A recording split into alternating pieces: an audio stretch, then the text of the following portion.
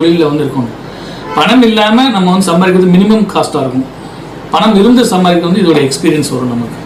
இதில் இன்னும் ஒரு பெரிய சூட்சமம் என்னன்னு சொன்னால், நான் வந்து 15 வருஷத்துக்கு முன்னாடி ஒரு 5000 ரூபாய் சம்பாதிக்கிறதுக்கு எடுத்துக்கிட்ட டைம் வந்து ஆஃப்டர் 15 இயர்ஸ்க்கு அப்புறம் வந்து அதுலேருந்து 100 மடங்கு ரெடியூஸ் ஆகிடும். இப்போ உதாரணத்துக்கு நான் வந்து ஒரு 10 மணி நேரம் செலவு பண்ணி ஒரு 5000 ரூபாய் சம்பாதிக்கிறேன்னு வச்சுக்கோங்களேன், அதை 15 வருஷம் கழிச்சு வெறும் 10 நிமிஷத்தில் சம்பாதிச்சிடலாம்.